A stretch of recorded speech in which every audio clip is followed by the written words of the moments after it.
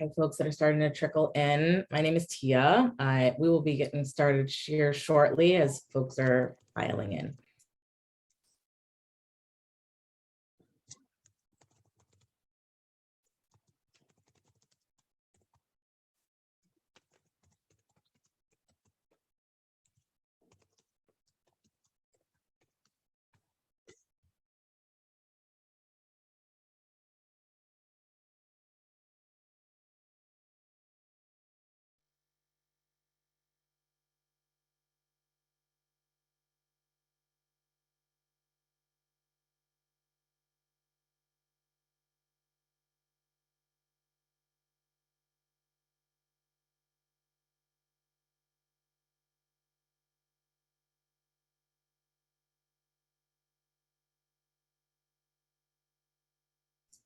And again, if you're just joining us, we'll get started here soon. Looks like folks are slowly coming in here. My name is Tia. I'm excited to be here with y'all today.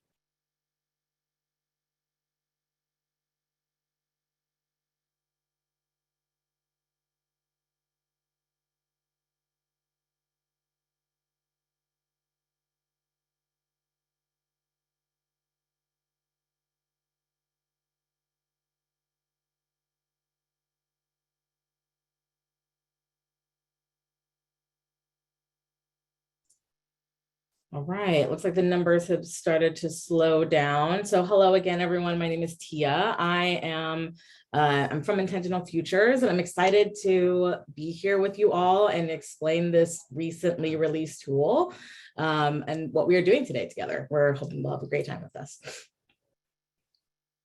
Next slide. Thank you. So today's session is around a newly released, and I'm going to emphasize draft here, in that this is a document that we just released today, and it is a working document. And so this is going to be a really cool tool that many folks that are in this room from ATD and from IF, the company that I work for, have worked on together. And really what this guide does is shows instructional staff, teacher, faculty, folks that are teaching students, really just how to go through a process to create your materials that are more equity centered. And so what we're going to go through today is a little bit about the tool. Then we're going to kind of get our hands dirty and go into some breakout rooms and have a conversation, go a little bit deeper into that. Yeah, so I'm going to pass it off over to Ray, introduce who we have here today. Thanks, Tia. I'm Ray Keith, Program Development Consultant with Achieving the Dream, and I want to introduce our amazing team and my esteemed colleagues. So we have Dr. Ruanda Garth-McCullough, Director and Program Development at ATD, and Tynan Gable, who is a lead strategist, social impact at IF. And then we have Tia Holiday, who's introduced herself. She's Associate Director of Post-Secondary Education at IF. Sarah Kinnison, Program Development Consultant with Achieving the Dream, and Joy Shibata, who's a visual designer at IF. And so excited to be here with you all. And so we're going to ask that you as participants put your name and your institution in the chat. We really want to get to know you as we're spending this hour and a half together. And so we would like to know who's in the room with us as well. And then our agenda for today is we'll do some background and framing. We'll do an overview of the equity review tool. We'll do some critical introspection. We have a breakout room activity, and then we'll have our closing and share out some upcoming events that you can participate in with Achieving the Dream. So thank you. And now I'll turn it over to Ruanda and Tynan. Thank you, Ray. Oh, sorry, Tia. Tia's going to share the intentions first. Sorry, got excited. Oh, it's no worries. So today our intentions are to share an overview of this tool, and I'm going to again emphasize this is a draft version. One of the reasons we're having this session is to get some live feedback around this, gather feedback on the equity review process. Is it useful? Is it not useful? How do we make this tool stronger? And then just get your recommendations for the next version of the tool that we are hoping to come out soonish. Thank you, Tia. So the creation of the equity review tool originated through a collaboration of the Every Learner Everywhere network that both Achieving the Dream and Intentional Futures are partners in, along with 11 other organizations who share our drive to advance equity by transforming post-secondary teaching and learning experiences. Our collective mission is to help institutions use technology to innovate teaching and learning with the ultimate goal of improving student outcomes for Black, Latinx, Indigenous, poverty-affected, and first-generation students. Every Learner Everywhere works with colleges to build capacity to improve student outcomes with digital learning through services, technical assistance, and resource guides. Which brings us to the history of how ATD and IF came to develop the equity review tool that we will be sharing with you today, that we're so excited, hot off the presses, with this review draft for you to get your feedback on. Because ultimately this tool is for you, is for how you would use it and what you would use it for, and we're so excited to get your sense of it. But as you can imagine, when working with multiple organizations, the resource design process can be an interesting endeavor, to say the least. So most start with identifying an asset that we need to design for the field that can be used to assess, inform, or guide practice. However, the development process for this tool took a different path. The equity review tool was originally developed for internal use only, and in response to a need to define and articulate our expectations for equity for the Every Learner Everywhere network. So shortly after forming the network, we sat around and brought everyone together from multiple cities and developed equity principles to guide our internal and external work. We committed to these principles that include articulating a specific focus on racial equity and equity for poverty-affected students in optimistic, anti-deficit, and sustainable ways, while consistently reflecting on our own biases and positionalities.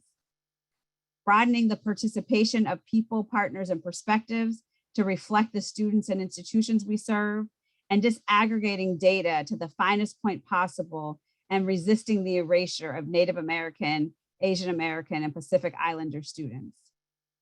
Once the network adopted these equity principles, the question became, how can we put them into practice in our own resource development process to ensure that the tools and the guides we put out in the field on digital learning reflect our focus and commitment to racial and economic equity?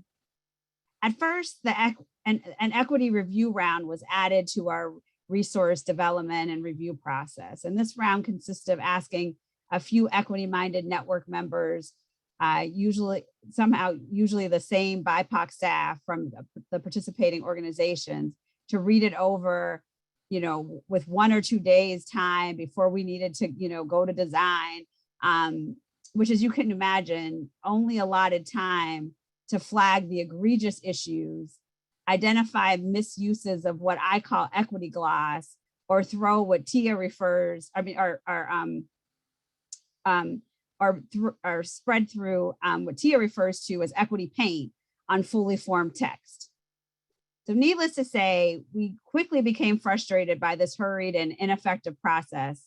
So when the network had an opportunity to experience Dr. Stella Ben-Simone's document review process, it sparked the idea in a few of us of developing a guide for our authors and reviewers to ensure that we were working from common standards in terms of approach, process, scope, framing, and language. So after this guide was developed, and we all thanks to the team that worked on developing that initial guide, I personally felt that what we had developed for internal use was so strong that it needed to be shared with the field, since what I was seeing out in the field through my coaching and work at ATD is that many people were in need of a process for, for asset development, resource development, and especially in the instructional space. So many of us are in this time trying to figure out how to intentionally design equity-based resources in the different forms. So I will now turn over to Tynan, who will share the purpose and goals of this draft version of the tool. Yeah, thanks, Ruanda. So as Ruanda said, we found a lot of value in kind of the internal process and tools that we set up for ourselves, and felt that there was a lot of kind of transferability between what we had established for ourselves internally and what folks within our network were seeing as kind of a big need in the field. And we know that we've heard a lot from faculty and institutional staff in general that there's a big need for more actionable tools and more ways to go today and implement equity-minded practices in the classroom. And so the purpose of this tool is really to provide guidance for the development of materials specifically in a way that amplifies, minoritized and marginalized voices, supports optimal learning by improving equity in the classroom, specifically through the production of materials and resources that you're going to use in the classroom that are going to be equity-centered and equity-minded. So our goal here, and as you'll see as we walk through kind of the different components of the tool, and we'll share the full tool with you here in a little bit, is to promote the use of intentional language, intentional processes within your institution as you're developing resources to make sure that students who have been historically marginalized are centered throughout that process, and thinking about the language that we're using and the resources we're creating, and making sure that those are set up in a way that's centering those students' needs. And so this just is a really quick snapshot of what you'll see in the tool. So it's broken up into 3 big chapters. The first chapter is it's about self-reflection. It's about understanding the perspectives that you bring to this work, your positionality, and how to shift your mindset to a strengths-based perspective and mindset so that you're understanding where your students are coming from and seeing where you can better meet their needs. The second chapter is focused on the development of your resources, your materials that you're going to be creating for your classes. And so there's a series of tools and steps within that second chapter that will guide you through how to develop equity-minded materials and resources. And then the last chapter talks about processes and best practices for continuous improvement of your materials. And with that, Sarah, I'm going to pass it off to you to just give a little bit more context about what this tool contains. Thank you, Tynan. So we'd like to go over the general structure of the guide to support you in using it independently, and of course with your team of fellow educators and students beyond the time of the workshop. As Tynan mentioned, there are 3 main chapters that cover, in a nutshell, who you are, considering the materials you'll be developing, and engaging in continuous improvement. So each chapter begins with the main ideas for course improvement and steps for achieving your goals. Then you'll have the opportunity to work through actionable strategies. And for example, in chapter 1, the actionable strategies are understand your own positionality, shift to a strengths-based perspective, and get to know your students. Again, as Tynan mentioned. So the chapter will begin with the actionable strategies. Next, there are a set of reflection questions in each chapter. As with much of the work we recommend with equity, we encourage you to take a deep dive into the questions with others to help bring in various perspectives and backgrounds, and also to encourage rich dialogue around equity throughout your department or institution. That's what those reflection questions are there for. For example, in chapter 1, 2 reflection questions are: 1, these are reflection topics. Regularly identify and check your own biases, assumptions, privilege, and power. And 2, identify actionable ways developed or revised materials can authentically incorporate perspectives, knowledge, practices, and experiences for marginalized communities. Finally, each chapter ends with recommended readings, since we're all on a continuous journey to continue our own learning to become the optimal educators we hope to be. And I think in these recommended readings, I also here added examples of reflection questions. So let's see. Anyway, we all know what recommended readings are. And of course, we all want to continue our the process of iterating these materials and developing them into more equity-minded materials that can support equitable practices. So that's where the resources for further learning come in. Thank you. Great, thanks, Sarah. So just a couple of highlights of specific components of the tool that we think are really useful. The first is we have a glossary up front, and this is not novel, but it's something that we felt really strongly about and worked really hard to come up with definitions that would help users of the tool and us as authors make sure that we're really on the same page in terms of how we're using the language that we're using, kind of just in service of this overall goal of being really intentional with language and what it means and how it's being used.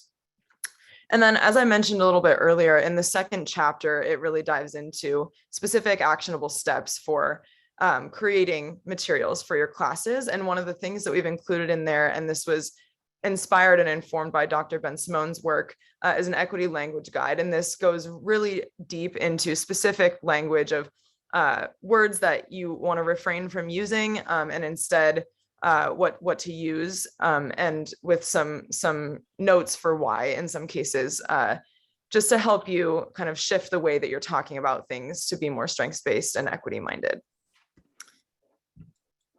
All right, Tia, passing it back to you. Cool. And so myself and pretty soon here, Ray, are going to go into really what chapter 1 does. And so in the first chapter, the team felt really strongly that before we even start diving into creating materials, and as an educator, I feel that urge, we really need to set the foundation, right? We need to be introspective. And so in the first chapter, we're setting a foundation of how to meaningfully engage in the development process before we even pick up a pen or hop on the computer to create those, right? And so how do we create and how do we cultivate our own equity-minded perspective? So in the chapters, it provides an initial guidance for how to, of how it's related to how everything works. And then it's important that we're actively working through each of the steps. And I say this at the top again to say, I know that we'll want to step into chapter 2, but I really encourage folks to get into chapter 1 so that we can understand our own positionality and recognize where we need to strengthen our materials. And so we have to avoid using, negative language. We have to make sure that we're using strengths-based language and really understand where did that language come from in the first place. And I will say for myself, I've had to unlearn some things myself that I have learned. And so as a woman who identifies as Black female, I definitely know what it's like to undo and have to do all of these processes. And so I'm going to pass it off to Ray to go a little bit deeper into chapter 1. Great. Thanks, Tia. So I'm going to walk you through the 3 steps within this chapter, and we'll share an aligned strategy application that supports your learning and understanding of getting through this first chapter and setting the foundation. And as you engage with this tool, we really want you to be mindful that each step of the chapter builds on one another and also creating a foundation for intentionality. So it's really important that we not skip steps of the process so that we can engage in this work with fidelity. So step 1 focuses on knowing yourself. And in this particular step, faculty must be aware of how their own worldview, social, cultural, and lived experiences and positionality inform their educational materials, content, and curriculum that they design and that they choose. And as an equity-minded practitioner, this approach of knowing yourself includes recognizing the opportunity and potential to create or redesign course materials that validate, affirm, and value students' cultures, lived experiences, and identities of the students that you truly serve. And so 2 strategies to support the development in this area is to regularly identify and check your own biases, assumptions, privilege, and power, and then identify actionable ways to develop and revise material that can authentically incorporate knowledge, practices, and ways of learning from racialized and marginalized communities. And so in step 2, we shift to a strength-based perspective. And so this step requires us to interrogate how we might think about our students and to honor the community, cultural wealth, funds and knowledge, and the prior learning that they bring into educational spaces to then inform the design and revision of course materials through an asset-based lens and an asset-based approach. So one of the strategy applications for this step is to practice creating and reinforcing teaching and learning practices where students are consistently encouraged and welcome to contribute their voices, perspectives, resources, knowledge, and talents into the course. And with step 3, this is about getting to know your students. And what does that look like in practice? We often use quantitative data, demographic data to get to know our students and who they might be. As we take an equity-minded approach of knowing our students, we really should allow students to provide data about themselves and data that's important to them. And so how are we collecting that data? How are we getting to know our students at the beginning of a semester and building that community and building rapport? We might want to do some intake surveys, but thinking about the types of questions that we're asking that truly get to know our students in a meaningful way. And this requires intentionality and creating spaces of trust and authenticity. And this step also can support you in creating and redesigning curriculum that is meaningful to your students. And so the strategy application for this particular step is to focus on understanding the experiences, emotions, and motivations students bring into the classroom. And so I hope that this overview of setting the foundation will guide you as we move into our breakout rooms. And as we move into our breakout rooms, we'll be examining key components of the equity tool. We would like your perspective and feedback as it relates to applications, gaps, and how you might engage with this tool. And then think about those next steps. We'll also be using a Jamboard in the breakout room to provide so that you can provide us with your recommendations. And then we'll have some guiding questions to inform the conversation and discussion. And as you return to the larger group, please be prepared to share out what you experienced as it relates to the tool. Tia is putting the links to the toolkit in our chat. And then we're going to move into breakout rooms for about, I think about 25 minutes. And so Tynan's going to shift us to our breakout room activity. Just want to confirm that folks are able to access that link before we move into breakout rooms.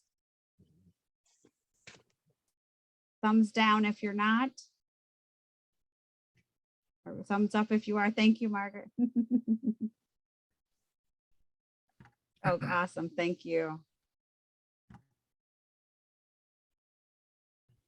All right, I'm going to go ahead and open the rooms.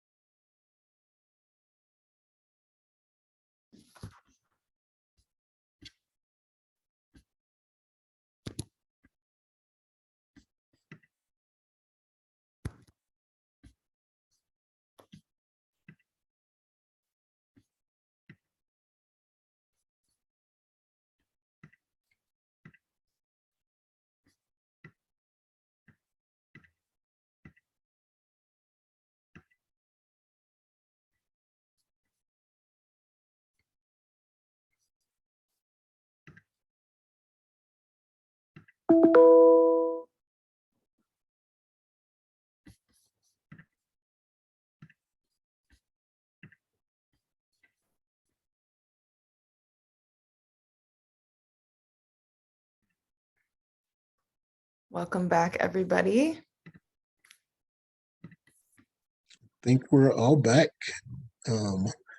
So I hope you all had some great conversations in your breakout rooms. And I know that we had a great time and it went very quickly. And so this is an opportunity for us now to share out what we learned and what we talked about in our breakout rooms. And so I want us to start with, let's start with chapter 3 and have folks share out how they engage with this tool and what were some thoughts that they had in regards to maybe some of the highlights of the tool, and then were some opportunities for us to make some changes to the tool. For chapter 3, step 8, student feedback. Yes. Did you all have an opportunity to appoint someone to share out initially, or course we we did didn't not. either. We didn't either. So I just realized that. So anyone from But we have a lot of really bright minds. all righty, take. I will say there was a request for a rubric. So I know that's something that we also talked about as a team. So there was a request for a rubric. More of the moving from the what to the how, more of those, more examples, which we have already talked about a little bit as well. Yeah, I'm just doing a quick overview of the board here, Sarah. Yeah, some people talked about the importance of the equity language guide, so everyone can be on the same page in the conversation, which is an important use for that tool, while others were saying that sometimes language changes quickly. So you want to be aware of that in the conversation with other educators. I would like to take a moment to see if other folks in our group would like to share too.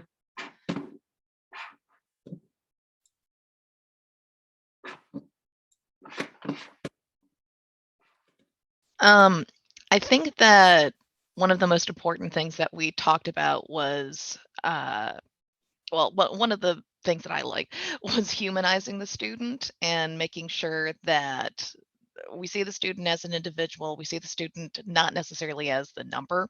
And so like whenever the student is not necessarily performing the way that you want, make sure that you contact them and kind of guide them in order to complete their work instead of chastising them in order to get them to do their work. Great. Thanks, Caitlin.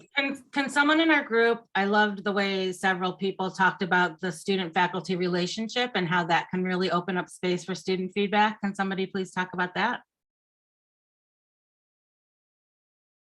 I know, Rob, you're a strong contender. Amy, go ahead.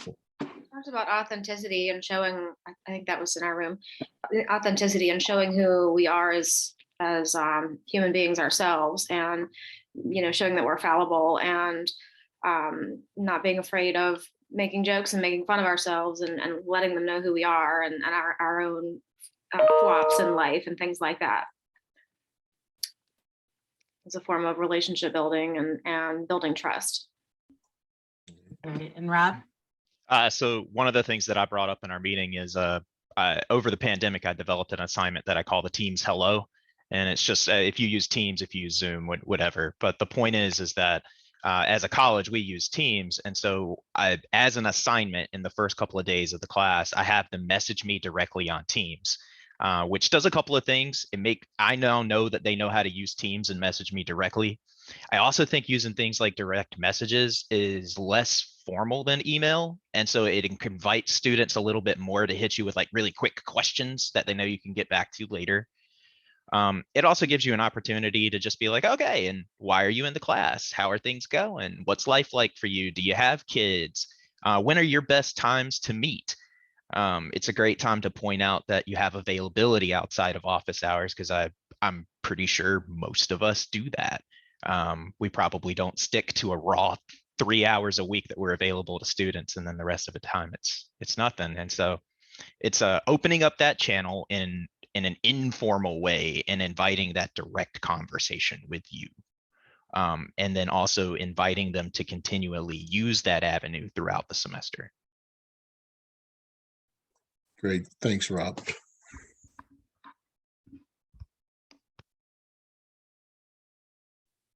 We also talked about some specific tools to gather student feedback throughout the semester, whether that be anonymous surveys or Google Docs or something like that, where they can compile feedback or something like that, and with a focus on safety and anonymity. Great.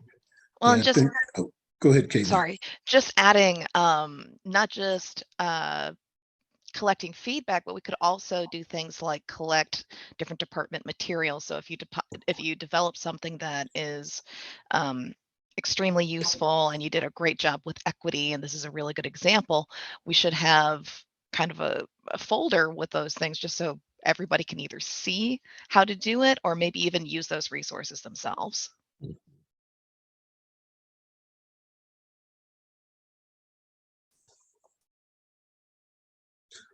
I appreciate you all having a deep conversation about how to use those surveys and thinking about doing that throughout the semester. Many times, in higher education, we get our course evaluations and also get limited responses to that, which really can't inform what we're going to do in our next semester, or even how students experience the course. And so getting that student feedback throughout the semester is really key.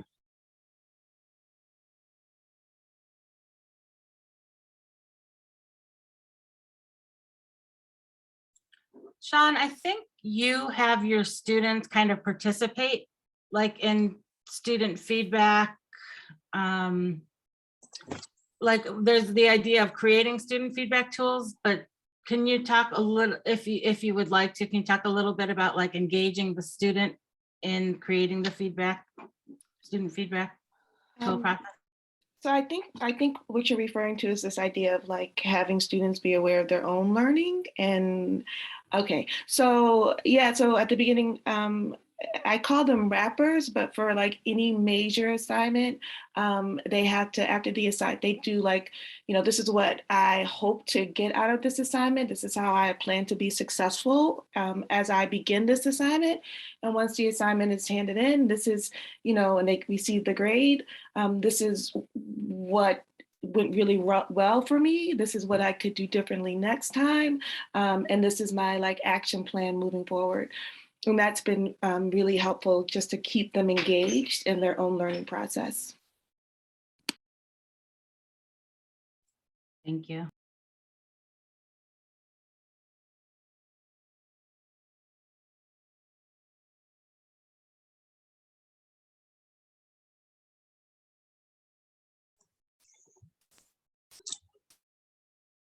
Other thoughts as it relates to student feedback and how this tool can be supportive and engaging in that.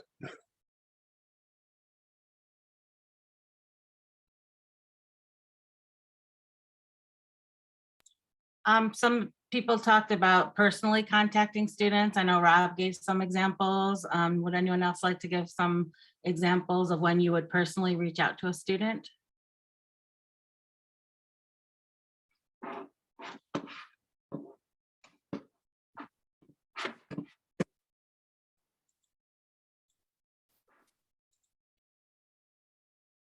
Somebody was talking about reaching out to a student who had not turned in their work and finding out about their life. I'm not sure who wrote that, but can you?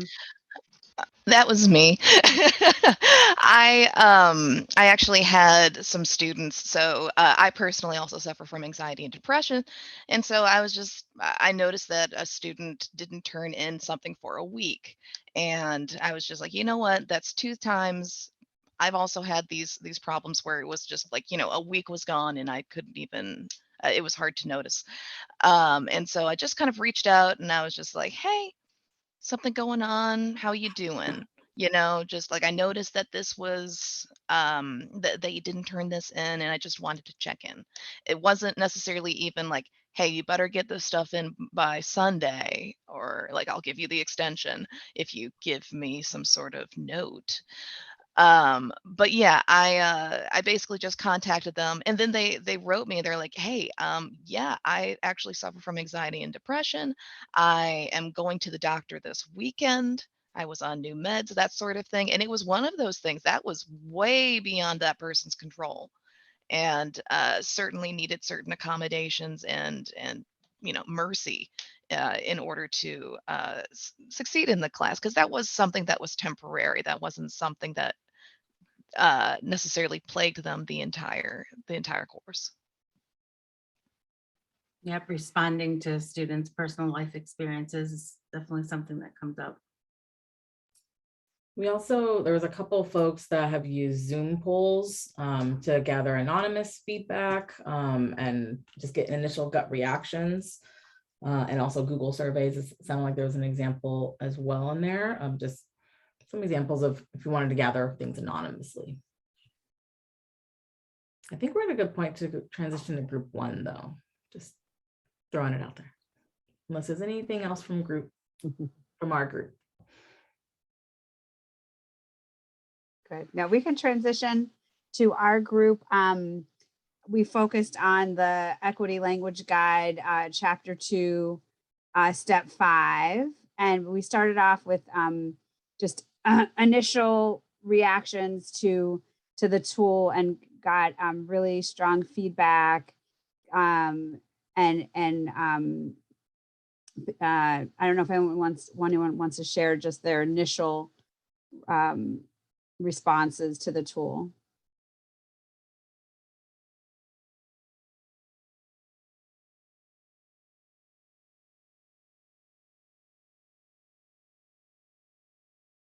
Okay, I will share for you then.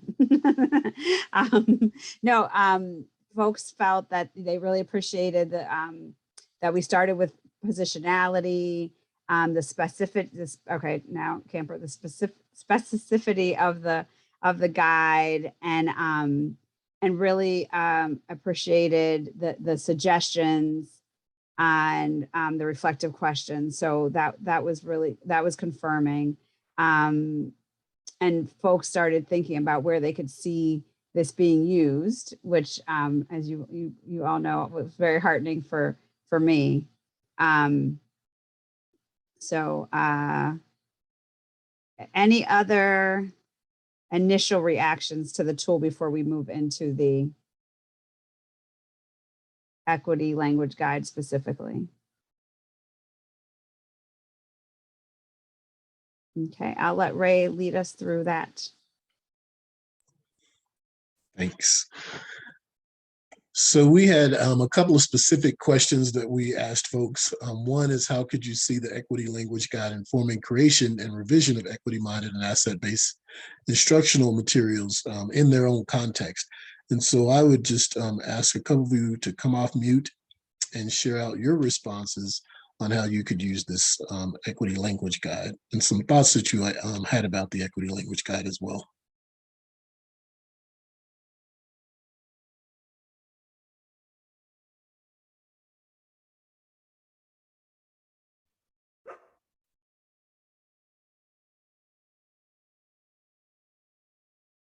Looks like Anne, you were going to respond. We'll give her a moment. I have a barking dog, okay. So I apologize. But one of the things that I mentioned is that it definitely helps with shared understanding. But how I see it being used is using this as a foundational language guide, and then developing it further with community input, so that it becomes part of the language that the community is using, that our community is using. Great, thanks, Anne. Yeah, I think it's important to think about, and Tynan and Ruanda, all of you can chime in, but how do we use this tool, and like Anne said, be able to develop something that's meaningful to their own community, and using that as a guide. I was kind of excited because last week we're working on our new math pathways in Connecticut, and someone had worked on the course descriptions, for the support courses. And they say, oh, this course will be for students who always struggled in math and didn't like math and didn't do well in high school. And, you know, I'm like, okay, this is an excellent opportunity to put this language to use. And because I just attended something by the Dana Center on the same, you know, equity-minded language. So it was a good experience for me to finally see it in action, you know, and to get others on the same page. Great. Everyone agreed it was bad, but, you know, how do you fix it? Right. Right. Thanks, Michelle. Yeah, it's like once you start going down the deficit speak, you know, slippery slope, you know, it's hard to, you know, it's hard to come back from. But I'm so glad that you all recognized it as, you know, this, you know, how would, if a student, I always think, and I think one of the tests that Estella Ben-Simone talks about too is if a student read it, what you were writing about them, how would they feel? And that's how we should write, you know, and sometimes we are right. Sometimes we do write things, you know, for students in that deficit language. But just, you know, always to look at that student perspective of how you're portraying them, how you're characterizing them, and then look at it for that welcoming and validation. I was wondering if somebody has like an upcoming assignment or an upcoming experience where they feel like this tool is just what was ordered, you know, where it's like a really good match to have like a preventive way as the materials are created for the experience or the assignment, to use this to make sure that it reaches, that it's equity minded, that it reaches the audience it's meant to reach, etc.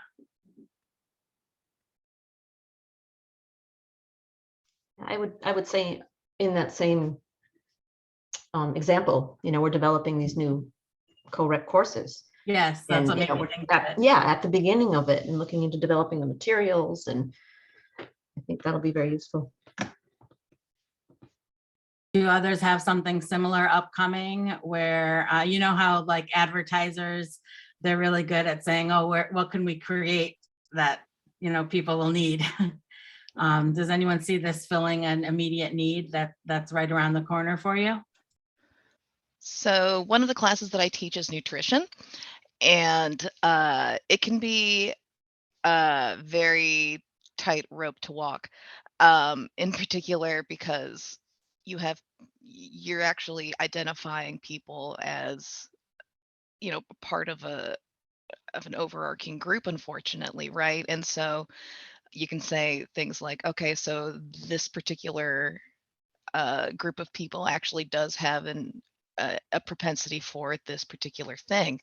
And so the wording for everything, especially for assignments, can get very it can be a very big thing to maneuver around. And so whenever I'm making projects, like I actually have the students analyze themselves instead of analyze, like not necessarily say like, oh, like, you know, I'm judging myself on my food, but I'm judging myself on like whether or not I'm analyzing this person, which happens to be you, correctly.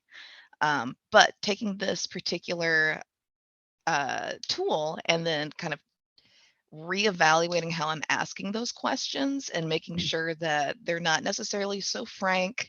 Because in order to, you know, avoid this, what I tend to do is very short, very concise, like scientific sort of questions. But I do think that it dehumanizes the assignment and it makes it a little bit less personalized. So I can certainly use this to help guide me in that.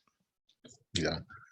Thanks, Caitlin. A couple of our colleagues shared in our groups that this tool would be a great tool to use with a community of practice or faculty learning communities. And then that was Margaret. And then Patty mentioned that they have a cohort of faculty working on an adjunct shell this summer, and that this would be a great tool that they could use to support their adjunct instructors as they are developing and designing course curriculum. Great. So then our next question is, what would you need to put the guide into practice to use it purposefully and intentionally?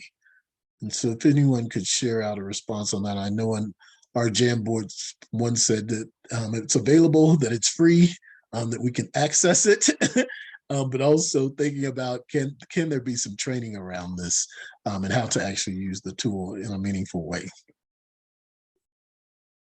So what are some other thoughts about how you can use this tool to guide your practices in purposeful and intentional ways?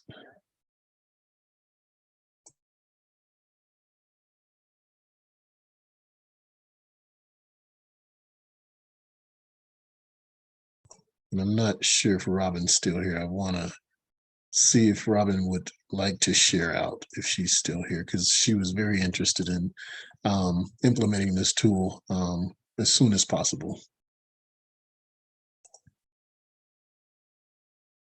I don't think she's, I didn't see her name. No, she's still here, but I don't know if she's with us. Okay. She's still on. Other thoughts? Anne also said this tool could be useful for instructional designers as well.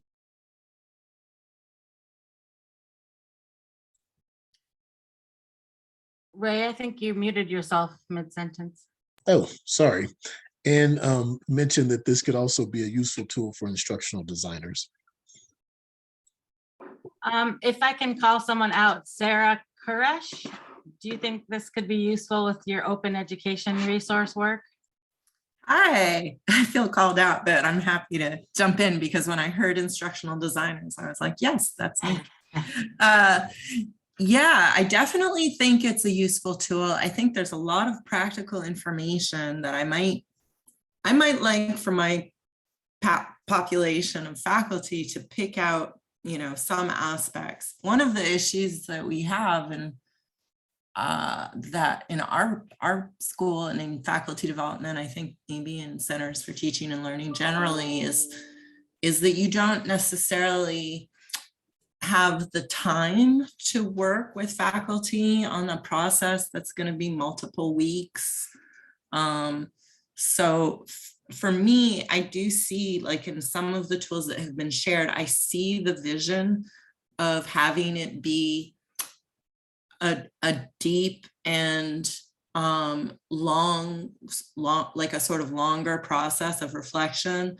But I just think in my context, it's not always practical, you know. So sometimes I can see myself having to pull out certain things. I think that the glossaries, the language is extremely helpful and, you know, something we can refer to right away on a punctual basis with faculty. So that's great. I also really liked there was a sample survey in chapter 3. And so again, that's something where we might, you know, invite faculty to pick one of those questions to include in their mid-semester feedback survey. So there's a lot of great stuff. Envisioning how to implement it as a whole is a little harder. So I don't know, maybe some recommendations for how it can be implemented on a sort of not piecemeal, for lack, I'm just missing a better word, but like what pieces you can pick out for certain contexts or for certain goals would be helpful too. Great, thanks, Sarah. So we have about 5 minutes left, and I want to open up the space for some questions that you might have for us.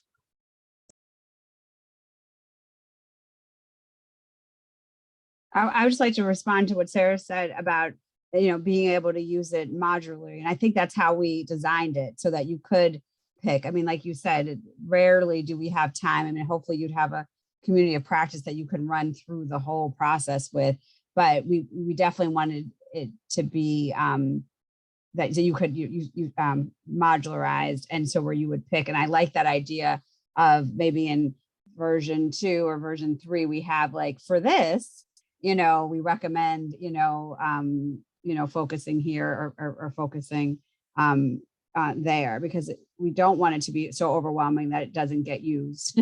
And know that, everyone's at a different place. And so you want it, I mean, I always think that whenever you're doing culturally responsive, equity minded work, it needs to be tiered, right? Like there's some of us who've done the introspection work and probably don't need the racism 101 and the who am I? And there's some that this is the first time they're thinking about these, these questions in this way. And so where you start and where you go in depth and can vary and needs to vary for you to be responsive to your context. But we had a question that I wanted to share in our room as well. Someone asked, can we use this guide? So I want to make sure, yes, I want to make it clear before we close out here. You can use this guide. And I just asked two things. One, that you make it clear that it's a draft, but and that folks should, expect some updates, but it's linked, it's live on the Every Learner Everywhere website. And the other thing that I ask is that if you do use it, please let us know how it lands, how you use it. One thing that we definitely want to add for in the next versions are examples. So exactly what Michelle was talking about, like seeing that pre-post math pathways description, Michelle, I think would be very powerful to add to the guide, so people can start seeing their practices and their resources and how it can be. So I will just put a plug in. Please send all examples and updates to Teaching and Learning at Achieving the Dream. Keep us posted and know that we are available for workshops and training on the tool, and have, can work with you to build out a service that meets your specific needs and goals at your institution. So again, the same email. And I think we have time for maybe one question, if anyone has a question. One more question. I was just going to add a way I kind of see using this. I'm going to talk fast because I know this is going to close out soon. I think about like my chemistry course group, where we have maybe 5, 6, 7 instructors all teaching one class, like 151. And that involves, using OER resources, using making up laboratories and everything like that. I think this is a great way for small course groups to kind of start to evaluate their own course and ways to improve like departmental standards within course shells. And in particular, I do think that the reflection in the beginning is very important, because it allows each individual to really think about where they can best add to the group based on defining their identities and their histories. What I might like to see is a little bit more kind of added commentary or added thoughts about like, hey, think about things like, did you grow up from a fairly poor family? Did you rely on a lot of scholarship money to go to school? Did you work during school? Do you have mental health disorders that help you understand people that are under a tremendous amount of anxiety, depression, or stress? Those types of things can also add a lot to the conversation, even outside of, hey, what's your position in terms of your ethnicity? What's your position in terms of other factors as well? And so it's good to keep in mind that everybody brings a little something to that conversation, but I think it's also good for people to pin down what they should focus on in terms of contributions.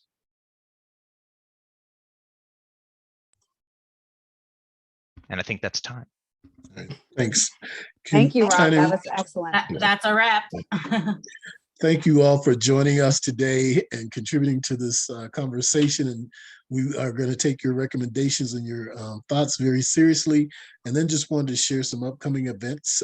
We have our webinar, Operationalizing Equity, our final webinar series on May 4th, which is Democratizing Learning Environments. And then we have our K-12 Partnership Institute, which is going to be an in-person conference, June 28th through the 30th. And that'll focus on dual enrollment, early college, and equity.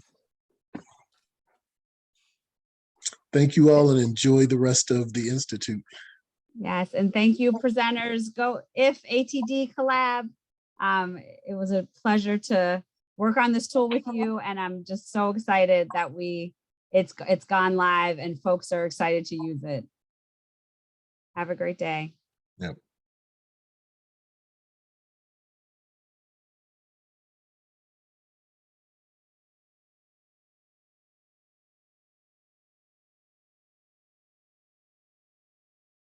Alrighty, I should